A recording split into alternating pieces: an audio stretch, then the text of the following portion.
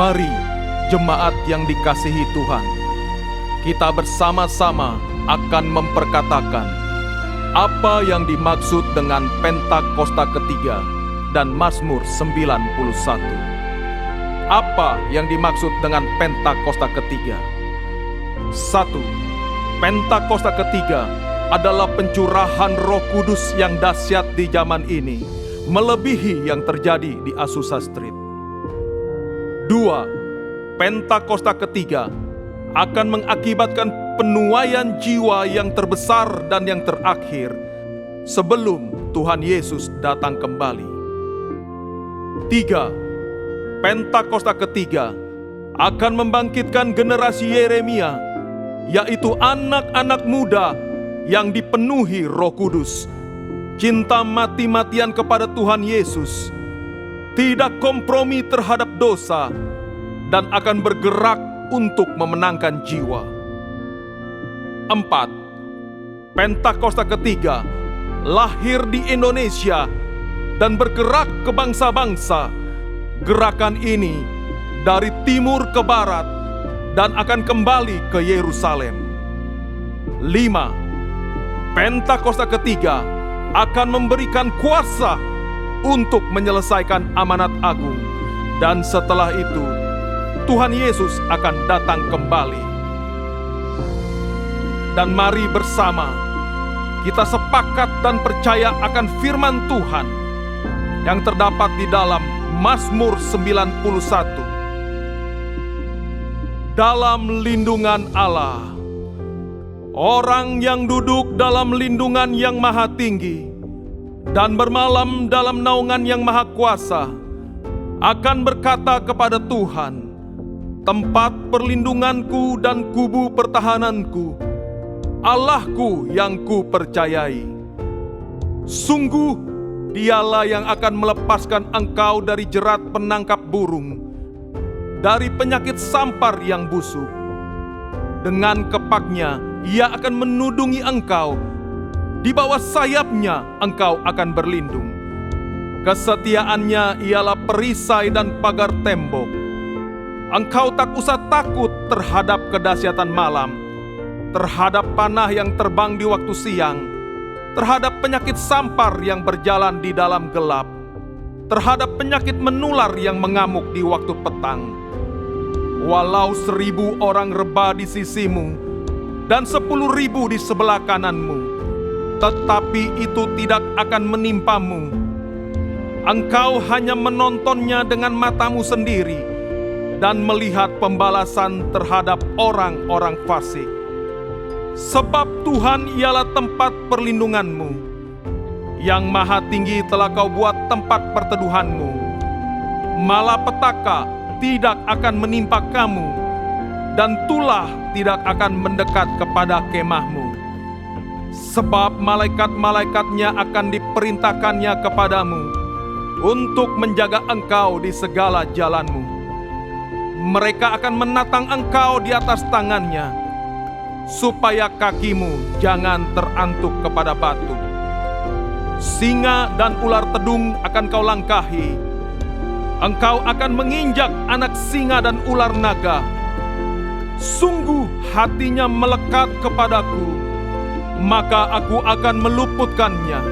Aku akan membentenginya, sebab ia mengenal namaku. Bila ia berseru kepadaku, aku akan menjawab. Aku akan menyertai dia dalam kesesakan. Aku akan meluputkannya dan memuliakannya. Dengan panjang umur akan kukenyangkan dia, dan akan kuperlihatkan kepadanya keselamatan daripadaku. Haleluya! Amin. Kami buka ibadah hari ini di dalam nama Tuhan Yesus Kristus. Haleluya! Amin. Haleluya! Mari kita kasih tepuk tangan yang terbaik buat Tuhan. Haleluya! Shalom. Sekali lagi saya mau dengar shalom. Saya mau lihat tangan-tangan yang diberkati Tuhan. Boleh lambaikan tangannya. Puji Tuhan. Kita semua percaya bahwa kita ada hari ini. Semua karena penyertaan Tuhan, amin. Hari-hari ini kita begitu sering mendengar berita-berita yang membuat kita khawatir, merasa takut. Tetapi firman Tuhan berkata, janganlah takut sebab aku menyertai engkau, amin. Hidup kita dipimpin oleh Tuhan dan keberadaan kita hari ini karena Tuhan yang menyertai kita, bukan karena kuat dan gagah kita. Maka dari itu, mari kita serahkan semuanya ke hadapan Tuhan. Dan kita nyatakan bahwa anugerahnya cukup bagi kita. Amin. Boleh kita kasih tepuk tangan sekali lagi buat Tuhan Yesus. Terima kasih Tuhan Yesus. Sekalipun kami dalam lembah yang kelam, tapi kami percaya penyertaan Tuhan sempurna bagi setiap kami. Terima kasih Tuhan Yesus. Terima kasih.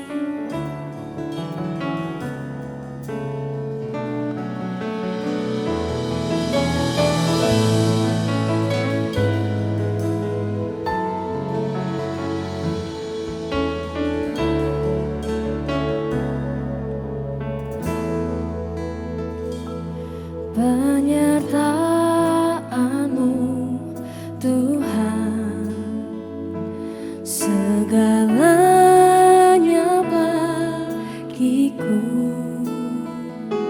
Hadir-Mu di hidupku, terutama bagiku. Penyertaan-Mu Tuhan, segalanya bagiku. Hadir-Mu di hidupku, terutama bagiku.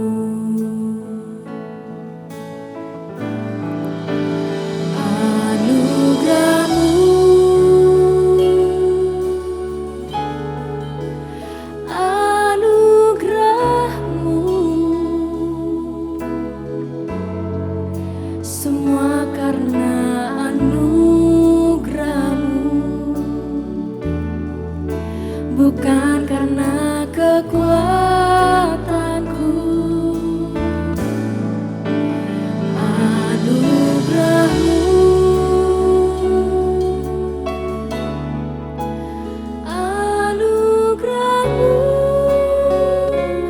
Tuhan, kasih dan sayang-Mu, sumber kekuatan bagiku. Mari kita kasih tepuk tangan sekali lagi buat Tuhan Yesus. Penyertaan-Mu sungguh sempurna Tuhan Yesus, terima kasih. Mari sama-sama nyatakan. Penyertaan-Mu Tuhan, segalanya bagiku.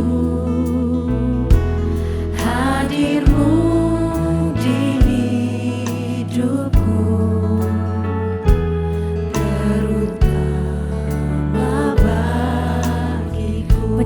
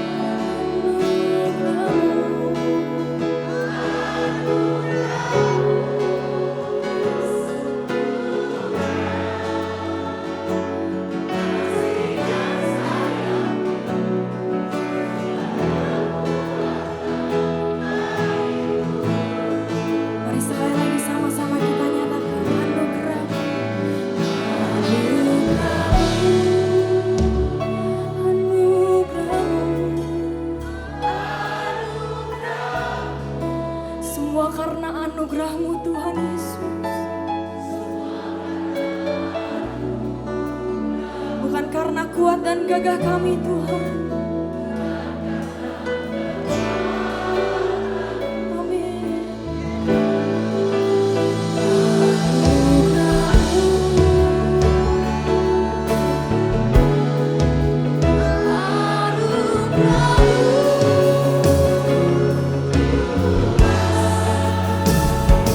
Kasih dan sayangmu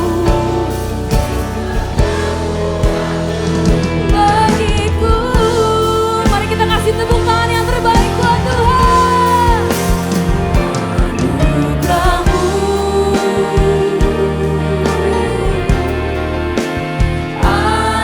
anugerahmu,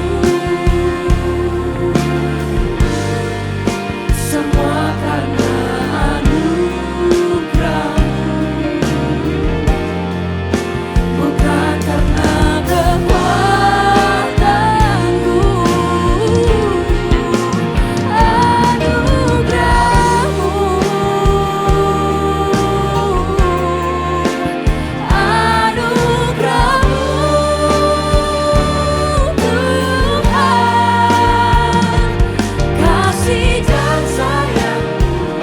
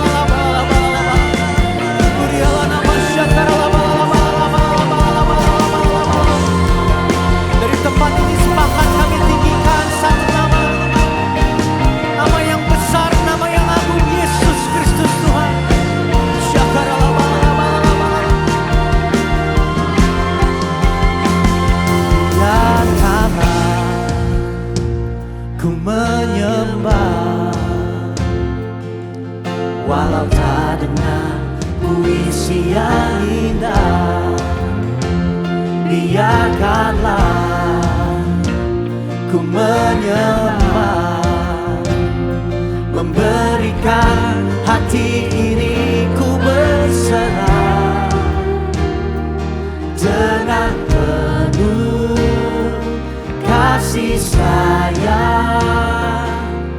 Biarkan Tuhan aku menyembah, lebih lagi nyatakan biarkanlah ku menyembah, walau tak dengan puisi yang indah. Biarkanlah ku menyembah, memberikan hati ini ku berserah dengan penuh kasih sayang. Biarkan Tuhan aku menyembah. Kasih tepuk tangan buat Tuhan kita. Angkat suaramu nyatakan. Biarkanlah ku menyembah, walau tak dengan puisi yang indah. Biarkanlah ku menyembah, memberikan hati ini ku berserah dengan penuh kasih sayang. Biarkan Tuhan aku, lebih lagi nyatakan, biarkan ku menyembah. Haleluya. Walau tak dengan puisi yang indah, biarkanlah ku menyembah, memberikan hati ini ku berserah dengan penuh kasih sayang. Biarkan Tuhan aku menyembah, biarlah ku menyembah-Mu. Biarkan Tuhan aku menyembah, biarkan Tuhan aku menyembah. Berikan tepuk tangan sorak-sorai buat Tuhan Allah kita. Sorakan haleluya. Selama kami hidup, selama kami ada di dunia ini Tuhan, kami mau tetap terus menyembah Engkau. Terima kasih Tuhan, terima kasih. Mari setiap Engkau yang bersuka cita, sama-sama kita katakan amin. Puji nama Tuhan, shalom. GBPRJ, kurang keras saudara, sampai belakang semuanya. Shalom. Ada sukacita di rumah Tuhan hari ini? Hari ini kita mau menyanyikan tentang kebaikan Tuhan. Amin saudara. Saudara siap menyanyikan tentang kebaikan Tuhan? Kasih tepuk tangan buat Tuhan, kita sorakan.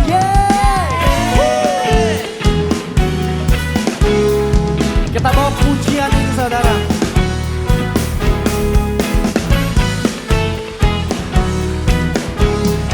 Mari umat-umat Tuhan yang merasakan kebaikan Tuhan, angkat suara.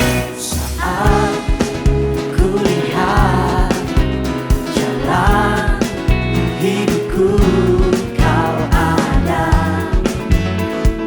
besertaku, dijamai di hatiku.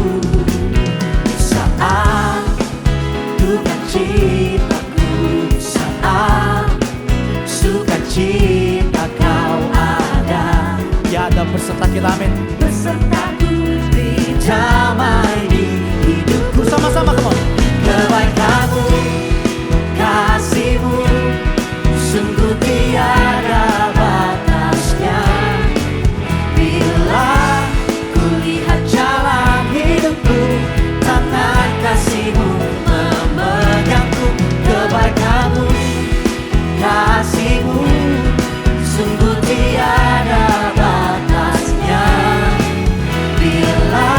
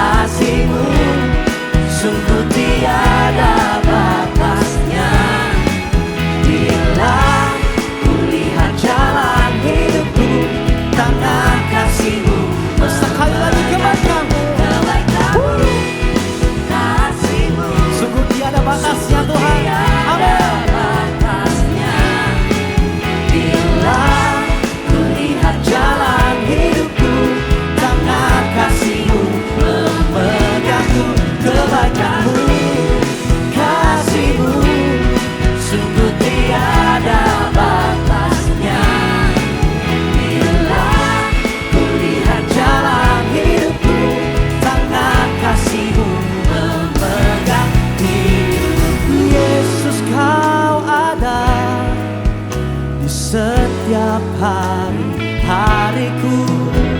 Yesus kau setia menjagaku selamanya. GBI Versi, kebaikanmu.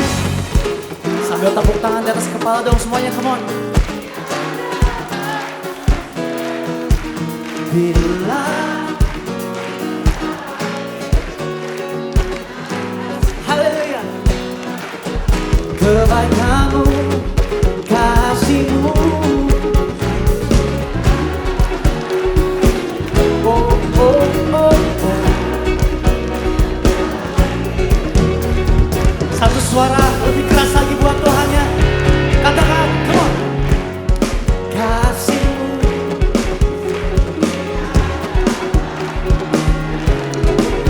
bila kulihat jalan hidupku, tangan kasihmu memegangku.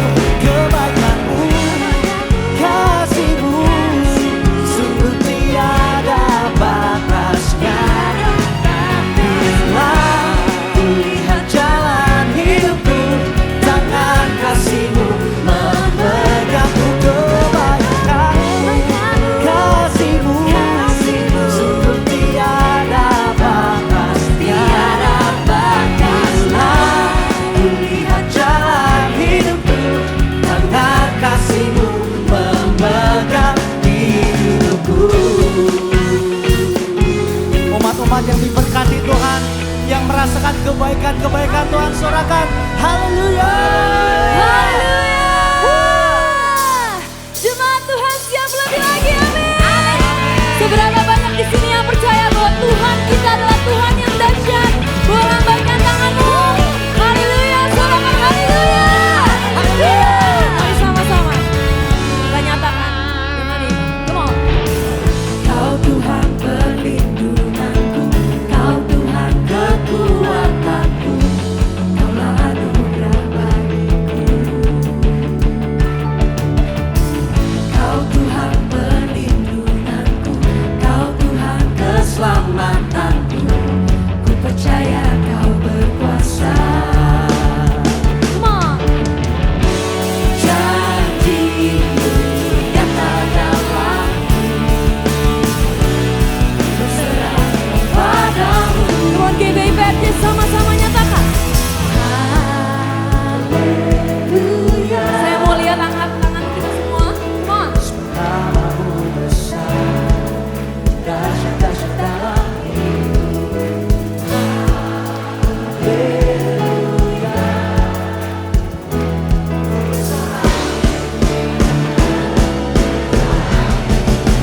Raja mulia, Tuhan sorakan haleluya. Sebab Engkau Tuhan perlindungan kami Tuhan. Mari sama-sama kita nyatakan. Come on. Kau Tuhan perlindunganku, Kau Tuhan kekuatanku, Kaulah anugerah bagiku. mari lebih lagi. Come on. Kau Tuhan perlindunganku, Kau Tuhan keselamatanku, ku percaya Kau berkuasa. Sebab janji-Mu nyata Tuhan. Janji-Mu nyata dalamku, ku berserah kepadamu. Come on GBI Versi. Haleluya, sebab namamu besar, dahsyat-dahsyat dalam hidupku. Haleluya, ku bersorak Yesus dahsyat, ku bersorak Yesus. Come on, katakan haleluya. Haleluya, sebab namamu besar, dahsyat-dahsyat dalam hidupku. Haleluya, ku bersorak Yesus dahsyat, ku bersorak Yesus, Kau Raja mulia. Mari kita tepuk tangan di atas kepala buat Tuhan.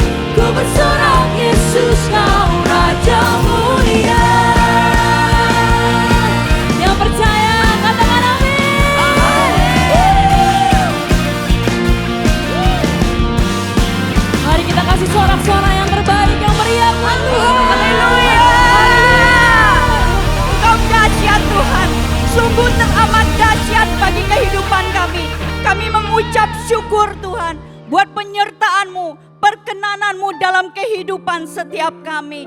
Dan kami juga percaya bahwa Engkau Tuhan yang menyertai bangsa kami Indonesia melewati kemerdekaan 78 tahun. Indonesia bukan hanya merdeka secara jasmani, tetapi Indonesia merdeka secara rohani. Tuhan, kami rindu melihat lawatan-Mu terjadi atas bangsa kami. Curahkanlah roh-Mu Tuhan, sampai semua penduduknya mengenal Tuhan dan diselamatkan. Indonesia dipulihkan Tuhan. Indonesia mengalami terobosan demi terobosan di segala aspek. Tuhan memberkati Indonesia menjadi Indonesia maju, Indonesia sejahtera. Terima kasih Tuhan. Pemilu tahun 2024 kami percaya akan berjalan dengan aman, lancar, terkendali. Presiden yang terpilih, pemerintahan yang terpilih, kami minta adalah orang-orang yang cinta akan Indonesia, berjiwa nasionalis dan toleran. Terima kasih, kami juga memberkati Bapak Presiden Jokowi dan wakilnya Maruf Amin. Biar roh takut akan Tuhan memberdayakan kedua pemimpin bangsa kami ini. Sehingga dalam pengambilan setiap keputusan itu mendatangkan kesejahteraan bagi rakyat Indonesia. Kami berdoa memberkati gembala sidang kami Paniko.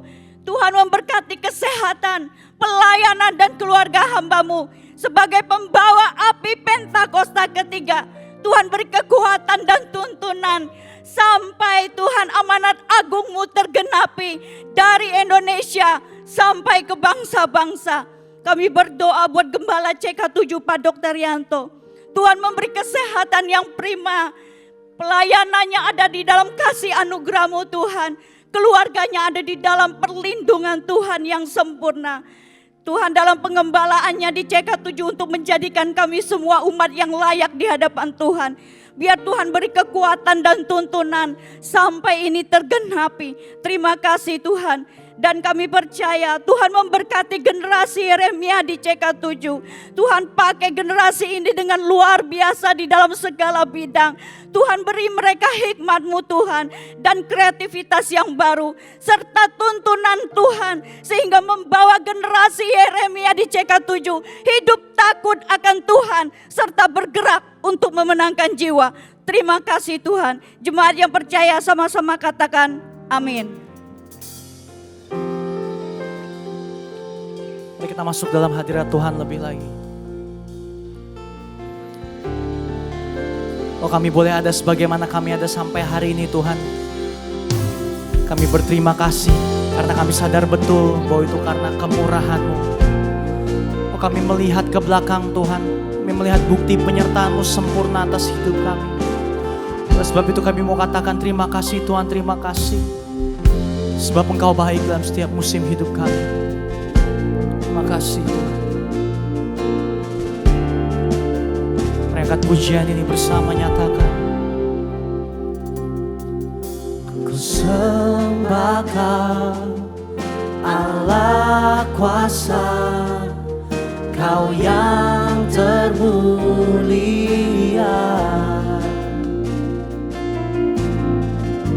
Tiada seperti-Mu Tuhan.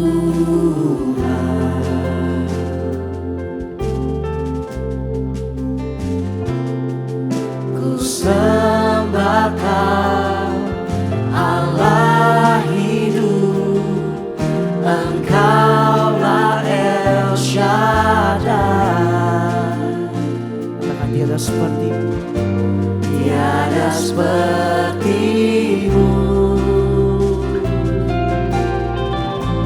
tiada seperti-Mu,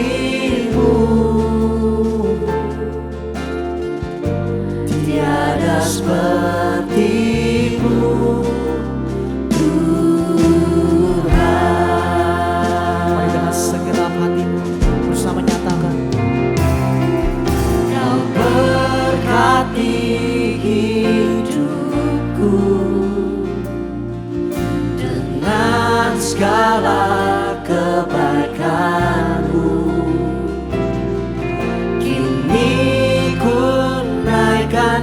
syukur kepadamu, Yesus. Boleh kasih tepuk tangan buat Tuhan Allah kita. Ini nyanyian syukur kami Tuhan, menyatakan ku sembah Kau Allah kuasa, Kau yang termulia.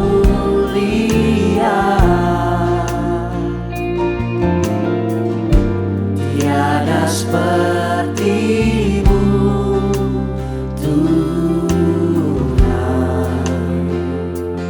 Kami sembah Engkau Tuhan,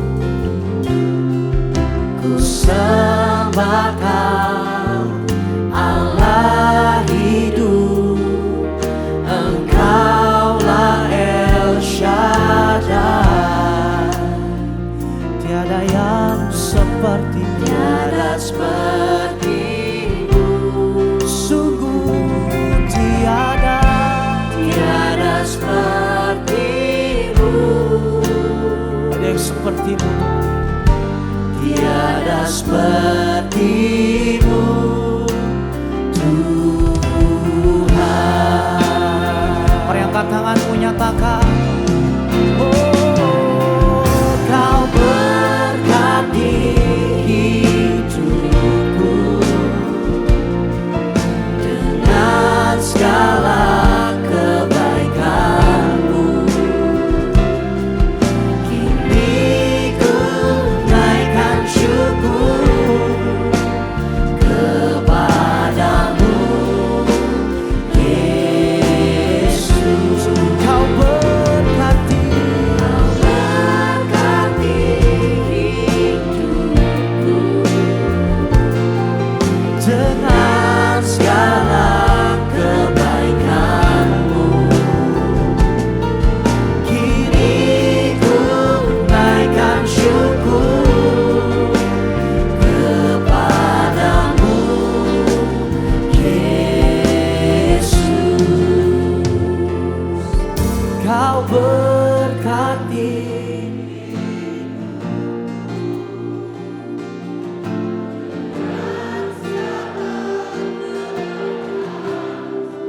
dan kini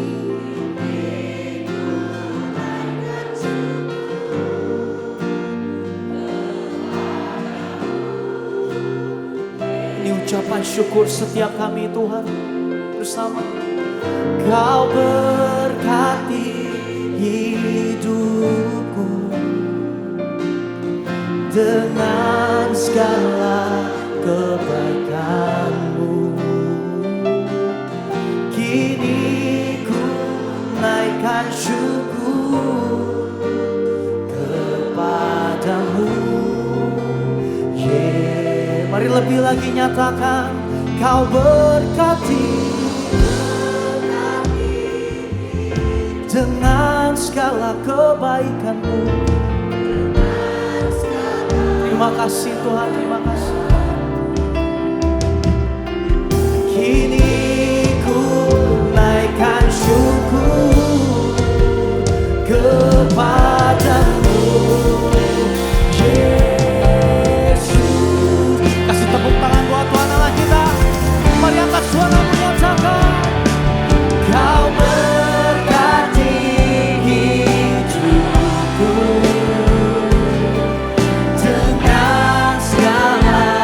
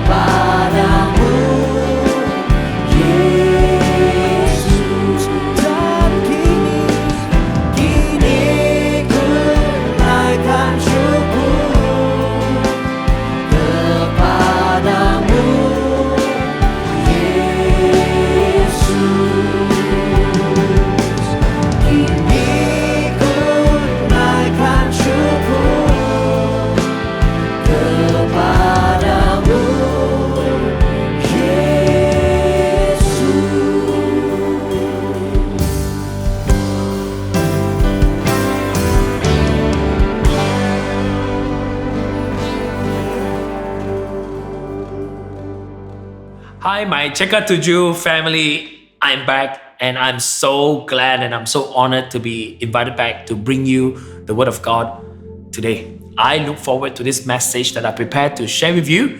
But before we dive into the Word of God in our worship, why don't we pray? Let us pray. Father God, we thank you once again for today.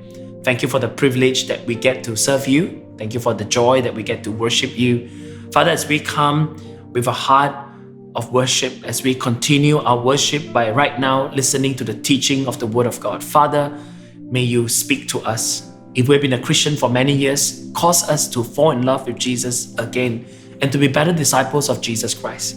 If we do not know you, if some of us who do not know Jesus, God, may this word be a life that will begin to change and shape our lives, because we know with Jesus there is salvation. Our world will be different. So God, we thank you as we open our hearts to receive your word right now. Speak to us, we pray. In Jesus' most precious name. Amen. Amen. You know what? In the last 10 years or so, we see a lot of changes in the world that we lived in. Let's look at Apple. When Apple first built their headquarters, they call it the Apple Park. Instead of a corporate HQ, they changed the wording because they want their headquarters to be a place where people can find, maybe a sense of belonging, a sense of purpose. When Google built their new headquarters, it didn't call the Google headquarters. Instead, it was known as Google Village.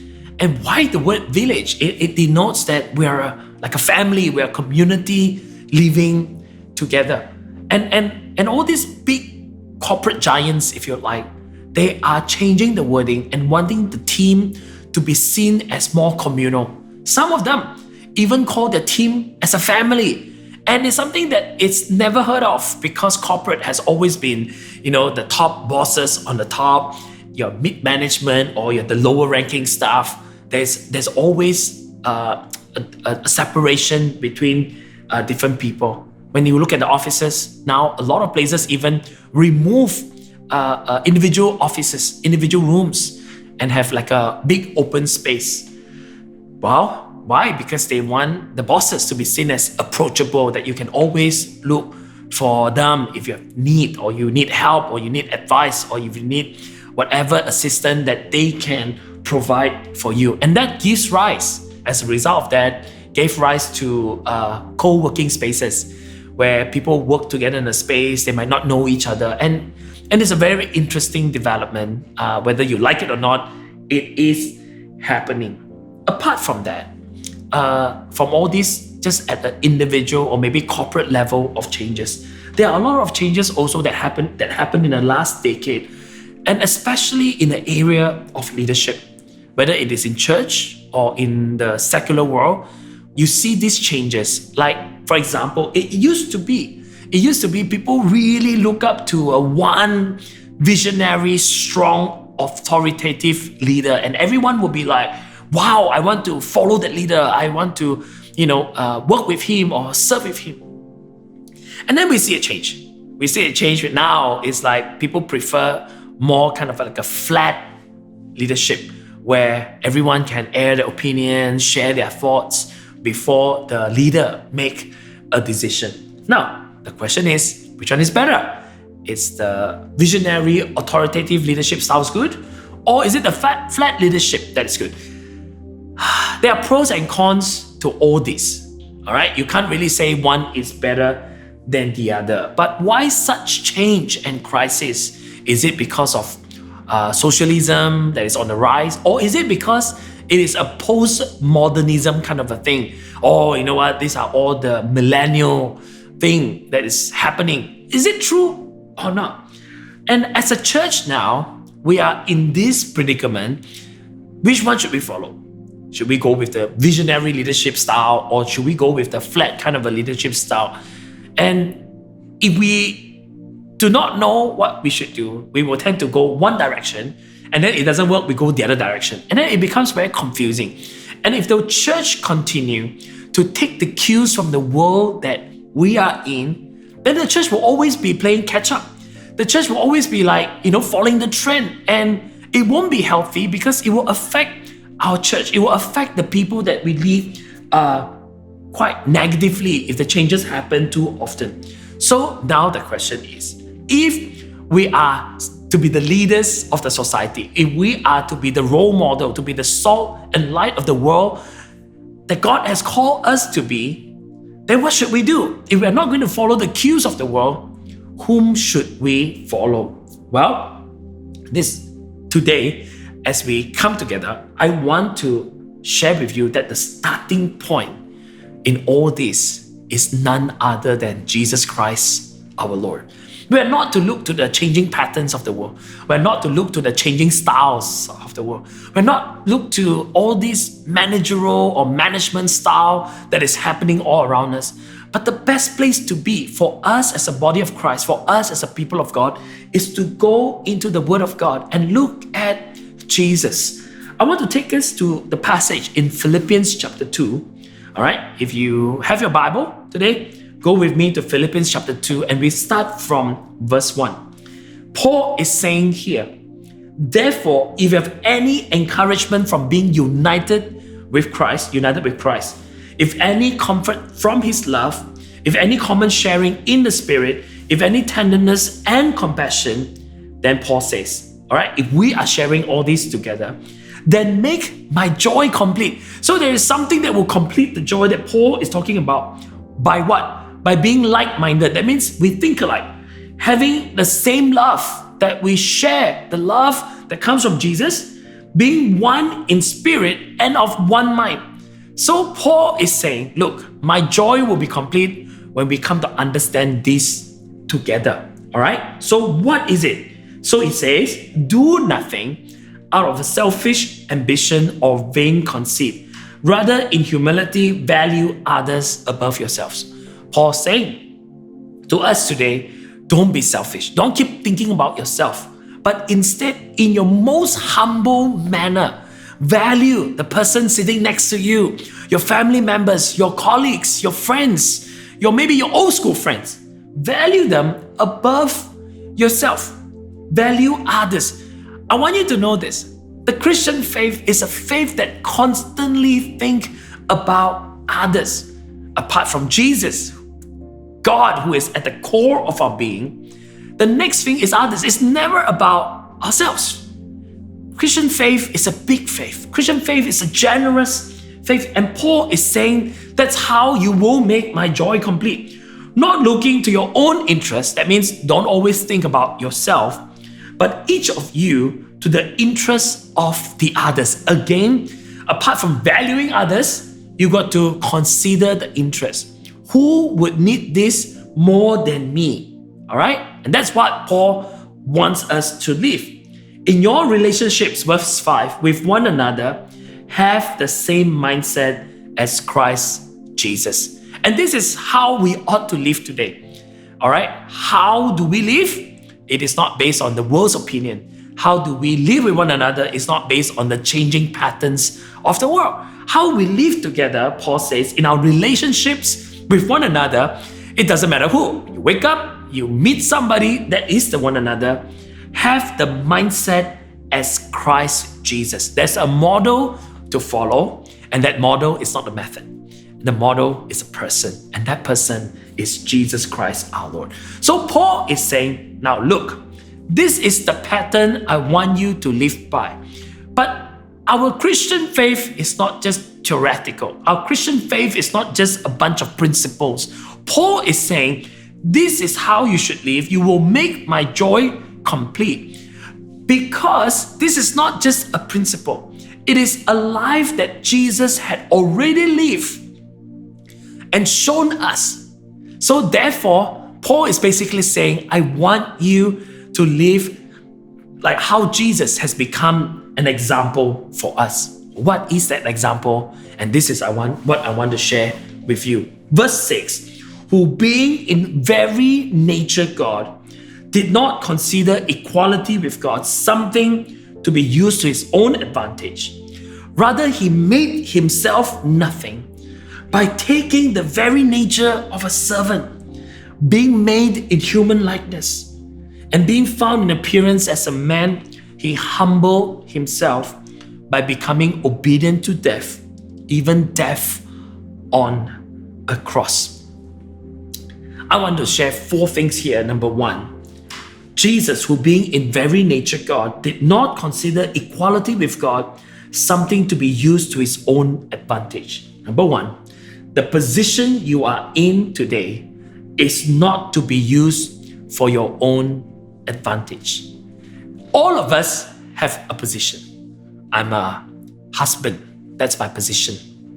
I'm a father, that's my position. I'm a pastor of the church, that's my position. I'm a trainer, that's my position. But the idea is this: do not use that position that you have in life and take it to your own advantage. You cannot say, oh, I'm a Christian now, therefore I have no position. You cannot vacate your calling as a father. You cannot vacate your calling as an employee in a company. You cannot say, oh, I'm nobody, I'm nothing. No, you're not a nobody, you're not a nothing. You do have a position. So whatever position that God has placed you in, whether you're a very influential business person, you're an amazing doctor, you're an outstanding lawyer, or you are a creative artist, genius, right? Use that position that God has given to you for what? For the advantage of others and not for yourself. Which means, with all that God has given to me, how can I be a blessing to others? And that was what Jesus did. Because Jesus, who being in very nature God, Jesus was God, right? He's still God, did not consider equality with God something to be used to his own advantage. Jesus never took advantage of that nature and make life easier for him, make things easier for him. No, he was always considering others. He was always considering us. I have a question for you today. In the position that you are in, did you use it for your own advantage, or did you use it for the advantage of others, to help others, to bring up others, to help others to rise up? So number 1, recognize that you do have a position, and that position is for you to serve others. Number 2, the second thing that is very important here is that the taking on of a position of a servant is a choice we make. If you look at Jesus, in verse 7, the Bible says, rather, he made himself nothing by taking the very nature of a servant, being made in human likeness. Who made himself nothing? And it was Jesus himself. Nobody could force him to be a servant. Nobody could force him. God did not force Jesus. Hey, you know what? You have no choice. I want you to become human. I want you to be nothing. I want you to be a servant. No. Servanthood is not something that the church can impose on you. Servanthood is not something that the pastor can impose on you. You may think that they can, but ultimately it has to be a servant from the inside of you. So when you look at Jesus, you have to recognize that when he took on the nature of a servant, you see, a servant for all of us here today, a servant is first and foremost an identity before it is a responsibility. That means I must identify myself first as a servant. Even though I'm the pastor, when I recognize that I'm a servant, you know what is the one thing? A servant does not have any personal agendas, which means I do what God wants me to do. That's simple, right? But if you are first and foremost a servant, you know what's the second thing? You don't need a roster to be doing the work of God. Oh, team leader, by the way, I'm not usher this week, okay? So I'm a worshiper. No, you don't behave like that. Of course, if you're not on duty, you should not be, expected to do a lot of other things. But my point is this: when I recognize that I am a servant, there is no such thing as, oh, I cannot do this today because it is not my job. No. Why? Because the taking on of a servant is your own choice. And you choose that you are going to be a servant of God, a servant of Jesus Christ all the days of your life. When you understand that, then responsibility becomes easy. The struggle to many people is that sometimes we feel like, I want to do this ministry, I want to be a part of this ministry because I want to be recognized. I want people to know me, that I'm gifted, I'm talented, I can do this. But that's not servanthood. And that servanthood is not serving God. That is really serving our interests. But I want us to see something very important here. Rather, when Jesus made himself nothing by taking the very nature of a servant, being made in human likeness. Do you know Jesus was in the nature God? When Jesus chose to take on the body of a human, it was a one-directional kind of a transformation. It was a one-directional kind of a change to forever behold the human body. Jesus was not sometimes man, sometimes God. Because if he does, then the cross was never painful. Because he just switched. I'm in the God mode now. Actually, the flogging, the crucifixion, not painful one. I'm just, putting up a show. Then, if Jesus after resurrection became fully God again, the nature God again, I'm not saying he's not God, sorry. To become the fully nature of God again, then Jesus is playing trick with us. Are you with me? How do we know he did not? And how do we know that this transformation is one direction? It was because when after he was resurrected, Thomas said, how do I know you are my Lord? Let me see the scar of your head. And the scar is still there. Are you with me? So it was humbling. It was to make himself nothing by being nature God, took on a human body, took on a human form. And that to Jesus is to make himself nothing. And friends, that's how much Jesus loves you. It is not just an emotional mushy. It was a very determined action. It was something that Jesus had to pay the price for our sin, for the sacrifice that he made for us. Remember, the taking on of a position of a servant is a choice that we make. I love the way our church is being organized. I have a team, one of my staff by the name of Sarah. By the way, she's not watching this today, so I can talk about her. So please don't get me into trouble. When we were talking about humility and servanthood, and we understand the importance and understanding it from the perspective of Jesus, and I'm the lead pastor, all right? And she always tells us, the more you are a leader in this church, in our church, when you come to church on a Sunday morning, you got to park your car as far as possible. So if you're the lead pastor, you have no reserve parking. You go and find a parking that nobody is parking so that we can reserve the better parking spaces for families and people with need. And you know what? I love that. I love the fact that there is no reserve parking for the senior pastor or the deputy senior pastor in the front of the church. Why? Because we are servants. And the simplest way for us to serve on a Sunday morning like this is to park our car as far as possible. She will come and she'll make sure our worship team don't park inside the compound. And then she will ask, hey you, Johnny, go and remove your car and park somewhere else. But you know what? That is beautiful because the most human way for us to serve Jesus is to be seen as human as possible. And I love it. So now, all of us have to park our car as far as... I want you to know where I park my car, okay? I park my car in a bush. Well, not really a bush. It's a corner somewhere that nobody will ever go. And nobody will ever use that parking. And that would be my little reserved car park lot.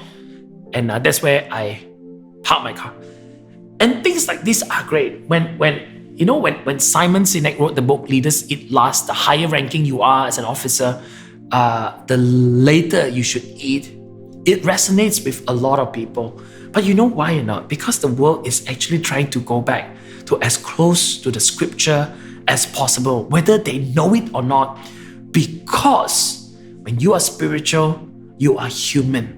When you are serving, you are most reflective of God. Verse 8. And being found in appearance as a man, Jesus find himself in an appearance as a man. And that's true humility. The Bible says he humbled himself. He humbled himself. If we want to be better servants in the kingdom of God, if we want to be better servants in the house of God, then humility is the key. You cannot be a servant if you're not humble. But humility, it's very important when we learn to serve in the house of God. To be humble is to recognize, number one, what you're good at. I know we don't talk about this a lot, but I want to share with you today that when you are humble, you actually recognize what you're good at. So I can do this. But humility also means you recognize what you are not good at. That means there are certain things I cannot do. Pride is making others believe you can do what you actually cannot do. It is not denying what you can do. That's not humility. It's like, for example, you can play piano really well, but you keep saying, I'm not very good in playing piano. But that's not humility. That's just not being real. Are you with me? And that's not what we want. True humility is saying, this is what I'm good at, I can do. This is actually what I cannot do, and it is humbling. Now let me give you an example as a pastor. Well, whether I like it or not, everybody thinks that I know everything about the Bible. Now, I don't want you to be disappointed, but I don't know everything about the Bible. So when, say, a church member or a leader come and ask me about a passage in the scripture, and I really don't know about it, pride will tell me, just say whatever, you're the pastor, they will believe in you. That's pride. Humility is having the courage to say, hey, you know what? That's a very good question, but I actually don't have an answer. Can I go home, study, and I come back with you? Or I go and talk to somebody and explain the scripture better to you the next time we see you. That it's called humility. To be a servant is to understand that. Is to understand that humility is always there to serve others. I want to say this. You cannot be humble for humility's sake. Jesus did not humble himself for humility's sake. So, you know why? Because if we choose or we think that I can be humble for humility's sake, we can come to a place where we are so proud that we are more humble than others. That I am secretly very proud that I'm more humble than my staff, that I'm more humble than my leaders, that I'm more humble than my colleagues. But that's not humility anymore. Are you with me? So, humility is not a competition. It is not like who got more broken shoes or broken clothes. See, I am so humble. My clothes are torn and it's broken. Oh, I'm so poor. That's not humility. That would be pride. Because secretly on the inside, you are competing with others to show how humble you are. You cannot be humble or show humility just for that humility's sake. That is not what Jesus is trying to teach us as believers to live. Let me say this. If someone is driving a car, it's beaten up, it's dirty, it's like messy and all over the place. It's not because the person is humble. It only tells you that the car is not well maintained. But sometimes, too often, humility seems to be just the surface. Seems to be just the things that people see. True humility is a condition in the heart, like servanthood as an identity. When you understand that servanthood is first and foremost an identity, and the key value in that is humility, then you don't have a need to prove to others. You know, the Bible tells us in Ephesians chapter 2, verse 8 and 9, for it is by God's grace that you have been saved through faith, not by works, so that no one can boast about it. God knows that if we are to work for our salvation, it will one day becomes a competition. I am so glad I'm better than you. But the gift of salvation is by the grace of God that you respond through faith. It is not your works. Servanthood is the same. You do not try to serve and be humble and to prove to the world that you are better, or you try to show the world that,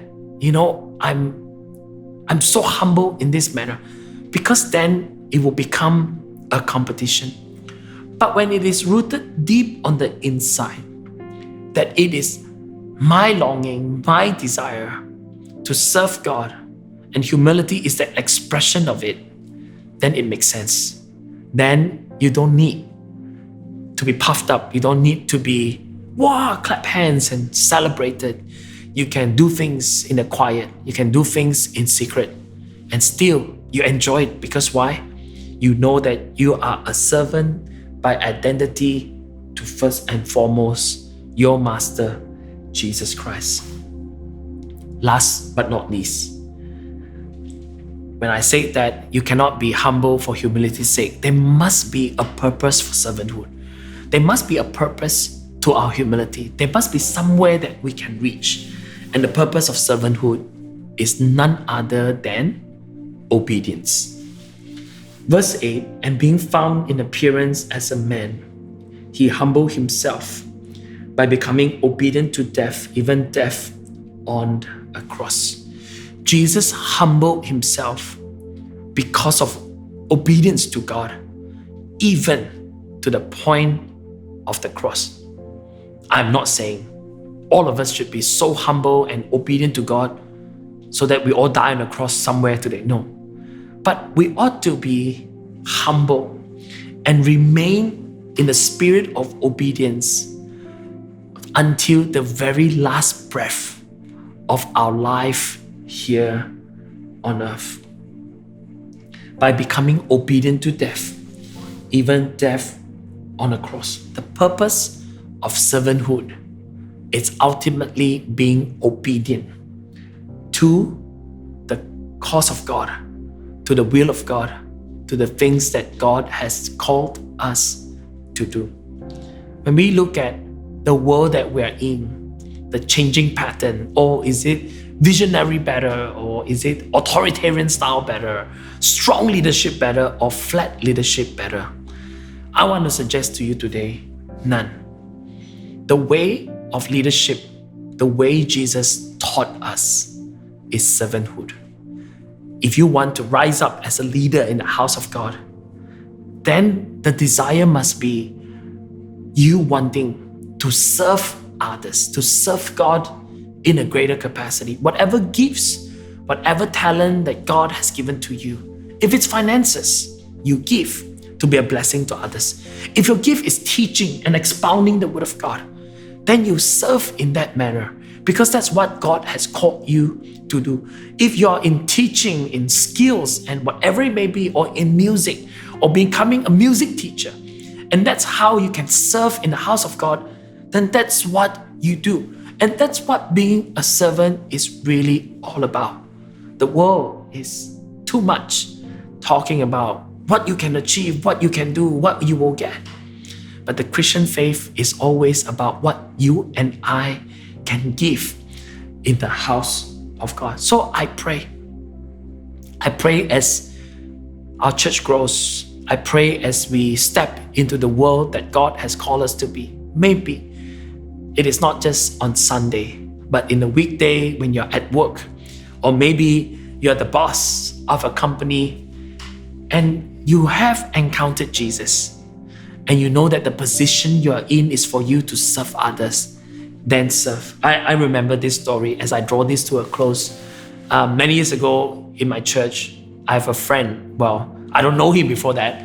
That's what I heard of him. And he was a very angry person. He was a boss. He was the boss. He was like, oh, I can do this. I can fix this. And this is what I'm good at. And this is what I can do. And so he always claimed himself to be a self-made man. So when he goes to the office, everyone is scared of him because he's very, a bossy, very authoritarian, and you do this, do that. And so he was always like that. And one day he went to church, and this angry person coming to church, and nobody knows what will come out of it. But that night in the service, he encountered God. He encountered Jesus, and the Holy Spirit touched him.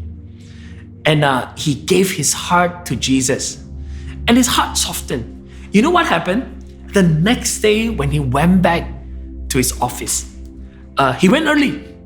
He started sweeping the floor, and he started making coffee for the staff. Everyone was panicking. It's like, oh no, I think we will be fired. The boss is sweeping the floor. The boss is making coffee. I think we are losing our job. And you know what? When he told the people, no, it's not because of this.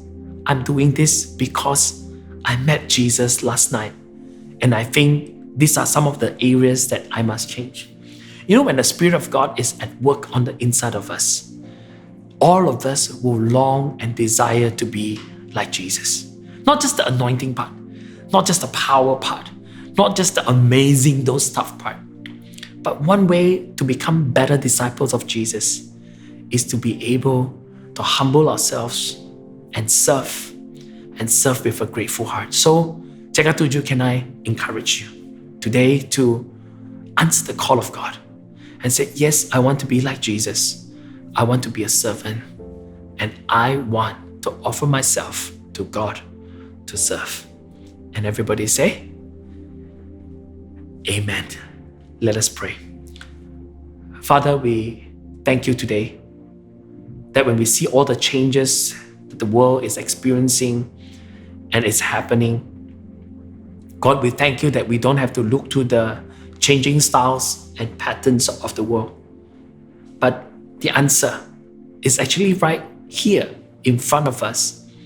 And it is found in the truth of your word, in the person of Jesus Christ. We are not to rise up to be a leader. We are not to ignore our position. We are not to forego all the things that you have given to us, but we use them as a resource. We use them so that we can give back to our society. We can serve others, because that would depict the life of Christ that he has shown us as an example that Paul encouraged us to live by. So today, Father God, I pray, no matter where we are, what we do, God, may we answer that call to say, yes, Lord, I want to serve you. Yes, Lord, I choose to be a servant.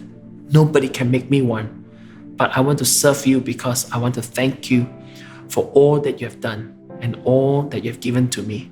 So Father, I pray that you use my life for your will. Use my life to do your work. Thank you, Father God. In Jesus' most precious name, we pray. Amen. Amen. I pray that you are empowered by the message that you hear today.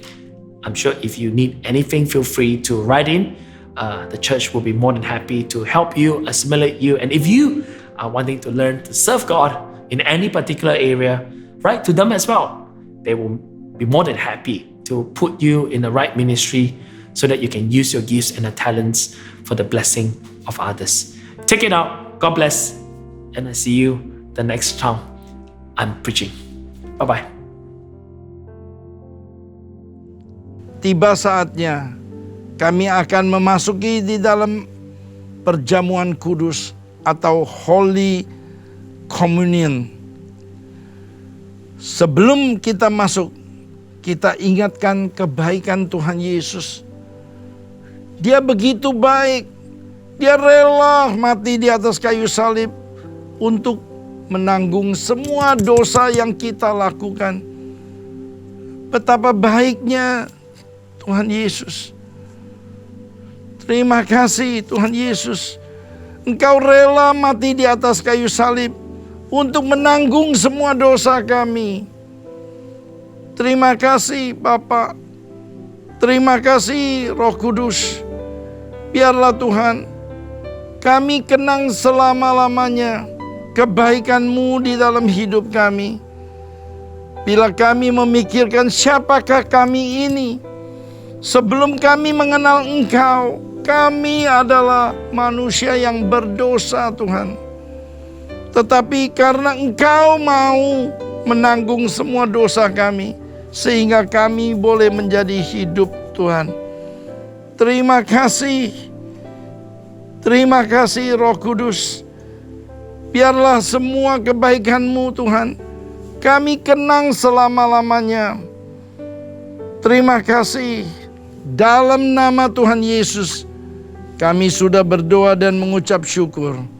Semua yang percaya katakan amin.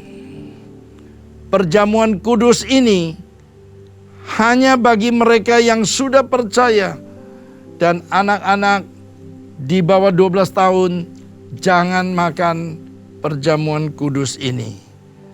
Terima kasih. Terlalu besar kasih-Mu Bapa, pengorbanan yang Kau berikan bagiku. Terlalu mahal darah-Mu Yesus, tercurah untuk menebus hidupku. Terlalu besar kasih-Mu Bapa, pengorbanan yang Kau berikan bagiku. Terlalu mahal darah-Mu Yesus, tercurah untuk menebus hidupku. Tercurah untuk menebus hidupku. Tercurah untuk menebus hidupku. Mari saudara-saudara yang dikasihi Tuhan Yesus, kita bangkit berdiri. Sebab apa yang telah kuteruskan kepadamu telah aku terima dari Tuhan, yaitu bahwa Tuhan Yesus pada malam Ia diserahkan, Ia mengambil roti. Mari kita angkat roti di tangan kanan kita tinggi-tinggi, dan sesudah itu Ia mengucap syukur atasnya dan berkata, "Inilah tubuhku yang diserahkan kepada kamu. Perbuatlah ini menjadi peringatan akan aku." Saudara-saudara yang dikasihi Tuhan Yesus, bukankah roti yang kita pecah-pecahkan ini adalah persekutuan kita dengan tubuh Kristus? Mari kita makan dalam nama Tuhan Yesus.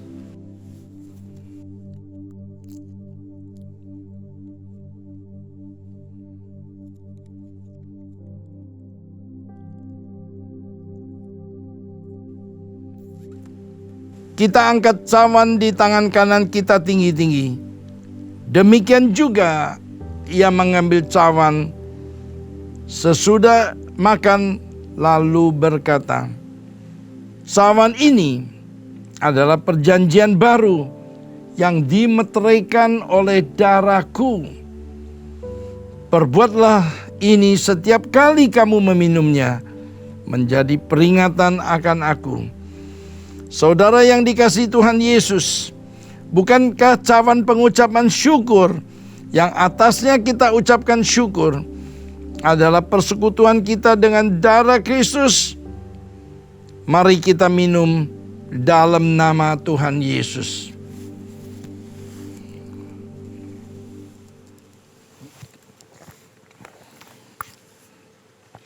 Terima kasih Tuhan Yesus untuk pengorbanan-Mu di atas kayu salib ini. Biarlah semua mengucap syukur atas kebaikan Tuhan Yesus di dalam hidup ini. Mari kita ucapkan syukur Ora basikira bala bala bala bala. Shikira bala bala bala bala bala bala. Shikira bala bala bala bala bala bala bala. Saat ini pencurahan Roh Kudus turun di atas kalian semuanya. Terima, terima kasih mula-mula itu, terima, terima pengajaran sesat ditiadakan, terima, terima, terima. Biarlah semua dari kalian setia sampai mati. Sekali Yesus tetap Yesus. Terima, terima, terima, terima. Terima kasih Yesusku, terima kasih Yesusku. Puji syukur hanya bagi Tuhanku. Terima kasih Yesusku, terima kasih Yesusku.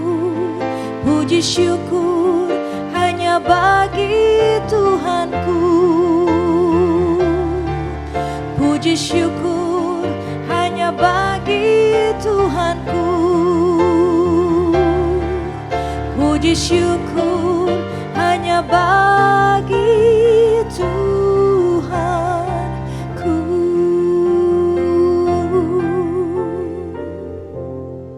Oleh darah-Mu kami semua diselamatkan. Oleh darah-Mu kami semua diperdamaikan. Sehingga kami boleh memanggil Engkau ya Aba, ya Bapa. Terima kasih Tuhan Yesus untuk pengorbanan-Mu di atas kayu salib. Terima kasih. Tibalah saatnya para pria, kepala rumah tangga, angkat tanganmu di hadapan Tuhan Yesus. Tuhan, Engkau sedang melihat para pria, para kepala keluarga sedang mengangkat tangannya Tuhan. Jadikanlah mereka Tuhan raja, nabi, dan imam di dalam keluarganya. Biarlah apa yang mereka kerjakan senantiasa berhasil Tuhan. Terima kasih untuk pengurapan yang sudah Kau berikan kepada para pria, kepala keluarga di tempat ini. Sekarang para wanita, ibu-ibu rumah tangga, angkat tanganmu di hadapan Tuhan Yesus. Tuhan, terima kasih untuk para ibu-ibu yang mengangkat tangannya Tuhan. Urapi mereka, berilah kandungan yang kuat Tuhan. Biarlah Tuhan, jadikan mereka tiang doa dan penolong buat suami dan keluarganya Tuhan. Terima kasih Roh untuk mendidik anak-anak takut akan Tuhan, Kau alirkan saat ini juga. Terima kasih Bapa. Biarlah Tuhan para ibu-ibu rumah tangga ini menjadikan anggur yang manis di dalam hidupnya Tuhan. Terima kasih Roh Kudus. Terima kasih. Sekarang anak-anak muda, mereka yang belum menikah, single parents, angkat tanganmu di hadapan Tuhan Yesus. Tuhan, terima kasih untuk generasi penerus ini, generasi Jeremia Tuhan. Biarlah mereka dibangkitkan Tuhan. Roh takut akan-Mu mengalir di dalam hidupnya. Roh takut akan-Mu mengalir di dalam hidupnya. Terima kasih Bapa. Terima kasih Roh Kudus. Biarlah kekudusan mereka jaga baik-baik Tuhan. Terima kasih Bapa. Pengurapan Daniel 10 kali lebih cerdas daripada orang di bumi Kau berikan kepada anak-anak muda di tempat ini Tuhan. Terima kasih. Mereka yang belum menikah, Engkau mencarikan pasangan yang sepadan Bapa. Mereka yang single parents, peluklah mereka dengan kasih-Mu. Kasih agape, kasih filiemu, memeluk mereka, menuntun mereka jalan di dalam kebenaran firman-Mu. Terima kasih Tuhan Yesus.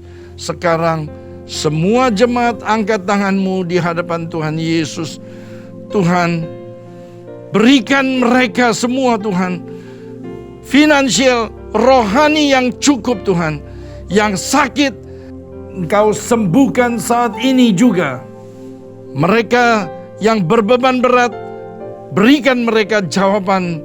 Mereka yang terikat, Engkau lepaskan dalam nama Tuhan Yesus. Terima kasih Bapak. Kami percaya semua jemaat dan semua keluarga besarnya sudah diselamatkan oleh Tuhan Yesus. Terima kasih Bapak. Terima kasih Roh Kudus. Terpuji senantiasa namamu. Haleluya. Amin.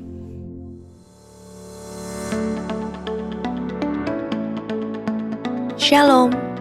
Gembala dan seluruh pengerja CK7 serta jemaat Tuhan mengucapkan terima kasih kepada Pastor Kevin Low yang telah memberkati kita semua melalui penyampaian pesan firman Tuhan pada hari ini. Tuhan Yesus memberkati Bapa dan keluarga berlimpah-limpah. Amin. Berikut kami sampaikan beberapa pengumuman. Ibadah Minggu via live streaming hari Minggu tanggal 10 September 2023 pukul 7, 9, 11.30, 14, dan 16.30 waktu Indonesia Barat akan dilayani oleh Pendeta Timotius Arifin Taya Sukmana. Ibadah tayang ulang atau rerun yang dilakukan secara onsite untuk ibadah Mandarin Service, 2PM yang Professional and Couple Service, serta King's Kid ibadah anak berkebutuhan khusus di channel YouTube GBI PRJ CK7. Untuk persembahan umum atau kolekte, perpuluhan jemaat, ucapan syukur dan lain-lain dapat dilakukan melalui e-banking, mobile banking, ATM maupun online di website rekening persembahan CK7. BCA Cabang Tamrin dengan nomor akun 206 333 8222 atas nama GBI PRJ. Ibadah onsite hari Minggu tanggal 10 September 2023 diadakan di GBI PRJ pukul 7, 9, dan 11.30 waktu Indonesia Barat dilayani oleh Pastor Tilio Lopman. Pukul 16.30 waktu Indonesia Barat dilayani oleh Pastor Billy Lantang. GBI Interkon pukul 7, 9, dan 11 waktu Indonesia Barat dilayani oleh PDP Rita Arifin SE. Pukul 16.30 waktu Indonesia Barat dilayani oleh Pendeta Henry Salak Parang. GBI Alam Sutra Mall pukul 9 waktu Indonesia Barat dilayani oleh Pendeta Dr. Insinyur Niko Nyotra Harjo. Pukul 11 waktu Indonesia Barat dilayani oleh Pendeta Robertus Purwadi SE SPD. Pukul 13 waktu Indonesia Barat dilayani oleh PDP Hartono SE. Pukul 15 dan 17 waktu Indonesia Barat dilayani oleh Pendeta Rubin Ong. GBI PRJ Pluit pukul 9, 11, dan 13 waktu Indonesia Barat dilayani oleh Evangelis Tian Setiawati Bekom. GBI PRJ Mandarin pukul 9 waktu Indonesia Barat dilayani oleh Evangelis Mary Tesman. GBI HCR pukul 8 dan 10 waktu Indonesia Barat dilayani oleh Pendeta Rubin Ong. GBI St. Moritz pukul 9 waktu Indonesia Barat dilayani oleh Pendeta Adiputra Hasani STH. Pukul 11 dan 13 waktu Indonesia Barat dilayani oleh PDP Charles Jeremia. Pukul 15 dan 17 waktu Indonesia Barat dilayani oleh PDP Era Di Chandra. Ibadah raya onsite di atas disertai juga dengan ibadah pemuda dan anak secara onsite. Unit pelayanan jemaat akan mengadakan baptisan air secara onsite pada hari Sabtu 9 September 2023 pukul 8.30 waktu Indonesia Barat. Bagi Bapak Ibu yang ingin dibaptis harap segera mendaftarkan diri. Pendaftaran dibuka mulai tanggal 20 Agustus sampai dengan 3 September 2023 secara online via www.gbprj.org atau di counter sekretariat ibadah onsite masing-masing cabang. Sekian pengumuman hari ini. Terima kasih atas perhatian Bapak Ibu sekalian. Tuhan Yesus memberkati. Terimalah berkat yang berlimpah-limpah dari Allah Bapa, kasih karunia di dalam anaknya yang tunggal, Yesus Kristus, persekutuan yang manis dengan Roh Kudus menyertai kita mulai saat ini sampai Tuhan Yesus datang kembali untuk kedua kalinya menjemput kita di awan-awan yang permai, bahkan untuk selama-lamanya. Semua yang percaya katakan amin. Tuhan berkati saudara-saudara sekalian. Shalom saudara, beberapa dari kita mungkin pernah merasa ada hambatan dalam pertumbuhan iman, sehingga kita sering mempertanyakan, apakah saya sudah mengalami pertumbuhan iman? Dalam edisi Voice of Pentecost kali ini, kita akan membahas tentang bertumbuh harus disengaja. Max Lucado pernah berkata, Tuhan tidak pernah berkata bahwa perjalanan hidup kita akan mudah, tapi Dia berjanji pada saat kita tiba, kita akan merasa bahwa semuanya jadi layak. Kata-kata di atas mengingatkan kita bahwa Tuhan tidak pernah berjanji perjalanan iman kita akan mudah, tapi Ia berjanji bahwa pada akhirnya semuanya akan sepadan dengan perjuangan dalam perjalanan hidup kita. Lalu, apa peran Tuhan dalam pertumbuhan kita? Roma 8 ayat 28-30 berkata, kita tahu sekarang bahwa Allah turut bekerja dalam segala sesuatu untuk mendatangkan kebaikan bagi mereka yang mengasihi Dia, yaitu bagi mereka yang terpanggil sesuai dengan rencana Allah. Sebab semua orang yang dipilihnya dari semula, mereka juga ditentukannya dari semula untuk menjadi serupa dengan gambaran anaknya, supaya ia, anaknya itu menjadi yang sulung di antara banyak saudara, dan mereka yang ditentukannya dari semula, mereka itu juga dipanggilnya, dan mereka yang dipanggilnya, mereka itu juga dibenarkannya, dan mereka yang dibenarkannya, mereka itu juga dimuliakannya. Dari 3 ayat ini, kita bisa melihat ada 5 peran Allah dalam pertumbuhan iman kita. Yang pertama, Tuhan yang memilih. Kita adalah orang-orang pilihannya. Kita harus meresponi Dia dengan datang padanya. Yang kedua, Tuhan yang menentukan. Dari tujuan, arah, sasaran yang dipercayakan kepada kita, yaitu untuk menjadi serupa dengan gambaran anaknya. Yang ketiga, Tuhan yang memanggil. Ia mengundang kita untuk mendekat. Dari perspektif lainnya, Ia memanggil nama kita, kita dikenal olehnya, dan bukan orang asing bagi Allah, Raja segala raja. Yang keempat, Tuhan yang membenarkan. Saat kita mendekati Tuhan, kita butuh dibenarkan. Justifikasi diberikan dalam iman akan korban salib Kristus. Keselamatan itu hasil pemberian dalam iman. Yang terakhir, Tuhan yang memuliakan. Tuhan menganugerahkan kemuliaan kepada siapa Ia berkenan. Bila perkenanan ada, maka kemuliaan diberikan. Di bagian inilah perjuangan kita menjadi penting. Dalam hidup ini, kita juga harus bekerja sama dengan Roh Kudus dalam pertumbuhan iman kita. Roh Kudus yang adalah roh kemuliaan diberikan kepada orang percaya. Bukan hanya untuk memberikan kuasa menjadi saksi, tetapi Roh Kudus yang memampukan kita untuk mematikan perbuatan-perbuatan daging orang percaya. Selain mematikan perbuatan daging kita, Roh Kudus juga menyertai di dalam berjuang menanggung penderitaan sebagai orang Kristen. Apa saja sih perjuangan kita sebagai orang percaya? Yang pertama, berjuang melawan dosa. Contohnya, penipu yang tidak menipu lagi, pembohong yang berjuang untuk jujur. Yang kedua, berjuang melawan keinginan daging. Contohnya, tidak membeli barang sel yang tidak perlu, melawan godaan gengsi. Yang ketiga, berjuang melawan keinginan dunia. Contohnya, tidak menggunakan cara-cara dunia untuk mencapai tujuan, tidak harus kaya untuk sukses. Yang terakhir, berjuang karena menderita atas nama Tuhan. Contohnya, siap dijauhi oleh orang lain karena hidup dalam kebenaran. Siap menderita karena nama Kristus. Kita percaya dengan penyertaan dari Roh Kudus, kita mampu untuk berjuang menanggung penderitaan-penderitaan tersebut. Karena ketika kita memilih untuk menjadi Kristen, sudah otomatis kita juga akan memikul salib Kristus. C.S. Lewis pernah berkata, jika Anda menginginkan sebuah agama yang membuat Anda merasa nyaman, maka saya sangat tidak menganjurkan kekristenan. Oleh sebab itu, dengan berbagai perjuangan dan ketidaknyamanan yang kita hadapi sebagai orang percaya, pertumbuhan harus disengaja. Setiap perbuatan yang orang percaya lakukan bisa berujung pada 2 hal, yaitu bertumbuh menjadi serupa seperti Kristus atau kebalikannya, semakin menjauh dari Kristus. Saya berdoa bahwa kita semua bersepakat dengan Roh Kudus untuk mau bersama-sama diubah menjadi serupa dengan gambarnya dalam kemuliaan yang semakin besar. Memang memutuskan untuk berubah menjadi seperti Kristus tidak mudah, tapi Yesus memberikan janji bahwa Ia yang memulai pekerjaan yang baik di antara kamu akan meneruskannya sampai pada akhirnya, pada hari Kristus Yesus. Segala puji dan hormat hanya bagi Dia. Untuk penjelasan lebih lengkapnya dari tim teologi kami, silakan buka link yang ada di atas atau scan QR Code yang tersedia. Maranatha, Tuhan Yesus memberkati kita semua.